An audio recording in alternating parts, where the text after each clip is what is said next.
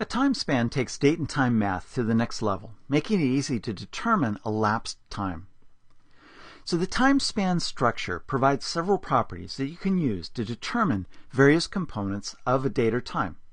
And these include things like days, which returns the number of whole days in a time interval, hours, the number of whole hours, minutes, the whole minutes, whole seconds, and whole milliseconds. And then you can also use equivalent values such as total days to return the number of whole and fractional days in a time interval. Total hours, same thing, total minutes, and total seconds, as well as total milliseconds. So much like the date-time structure, you're able to get at the various components of that span of time.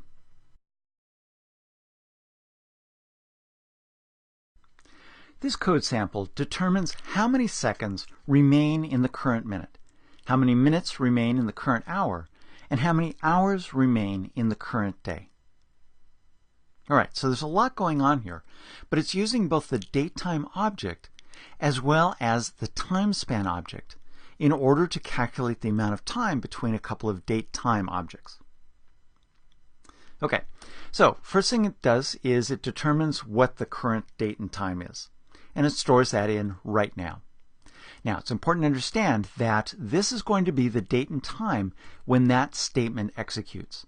And unless I change the value of that variable here in the code, that's going to remain static as long as this method executes. So I have a common baseline that I'm going to be using in these calculations. Okay, then the next thing the code does is it declares this next minute date time. This is a datetime variable representing 1 minute in the current day, 1 minute later in the current day. So next minute is defined as the same year, month, and day as now, and the hour associated with 1 minute from now, the minute associated with 1 minute from now, and 0 seconds.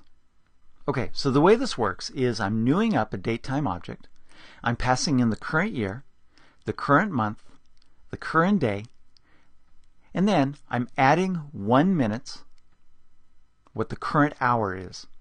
So the reason for this here is that I can't just add 1 minute because that may change the hour as well.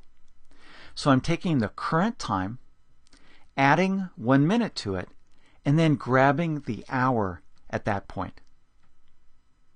I'm doing the same thing here. I'm adding 1 minute, taking the minute value, and then that becomes the minute value for this new date time. And then I'm just arbitrarily setting the seconds to 0. Okay, so this is the next minute. Now, strictly speaking, this isn't really correct. It's close enough for our purposes here. This code is executing on a pretty fast machine. But really what I could have done is use the right now datetime object in order to calculate these values. Okay, so that's a bit of a refinement that if I was really concerned about this being down to the millisecond accuracy, I could do that. But it's really not going to make much difference, particularly because I'm not even paying attention to seconds. Okay, the next thing it does is it defines the next hour. Uses the same basic technique, but now what I'm doing is I'm taking now for the number of hours, adding 1 hour, and taking that hour value. And that becomes the hour number for this new next hour date time. And then the last declaration here is next day.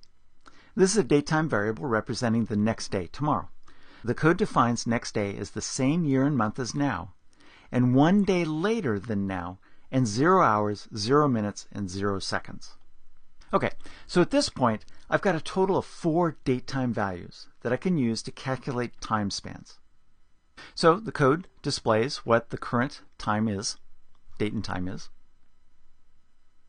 Actually, just the time. It's using the too long time string. And then it's going to start calculating time spans. So the first thing it's going to calculate is time remaining. This is an instance of the time span structure. And it sets that time span structure to the difference between next minute minus right now. So presumably this is going to be 1 minute. And then I can read the seconds for next minute. So I can see the number of seconds that are remaining between now and 1 minute from now. Okay, obviously a bit contrived, but it shows you how you can do this kind of date math and display the values using that time span structure. Okay, so once it displays that to the console window, it uses time remaining again and subtracts next hour minus right now, and then takes the number of minutes that are remaining in the next hour. And then does the same thing, takes next day minus right now, and figures out the number of hours between now and the next day. All right, so there's more code, but I'll go ahead and run this at this point. Hit O for the time span properties. Okay, so now you can see that it's currently 10:05:09 p.m. The number of seconds left in this current minute are 50. So when I ran this code, there happened to be 50 seconds left in the minute. There's 54 minutes left in the current hour. And there's 1 hour, 1 whole hour left in the current day. So again, it's 10:05. From now until 11 o'clock is a partial hour, but I'm displaying whole hours here, so there's 1 whole hour left in the day. All right, then the remaining code here takes a little bit longer span view. So it's looking at the time remaining to the next millennium. So I have the first date, which is today. The second date is the year 2099, December 31st. And once again, I'm not going to get a discussion of when the new millennium actually occurs. Let's just go with 12/31/2099 and be happy with it. Okay, so the time remaining is just a second date minus first date. So this is the overall time remaining. So it's roughly 84 some years, 83 years, whatever it is. And then I write out the current date. And then I can calculate the number of days left in the century. Total days, total hours, and total seconds. These are all different components of this time span from this simple date math. Subtracting second date, which is that date roughly at the end of the millennium, minus the current date.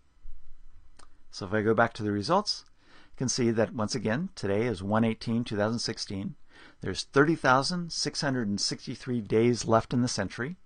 There's 735,912 hours left in the century. And there's basically 2 gigabyte seconds left in the century. So don't squander that limited time that you have left in this century.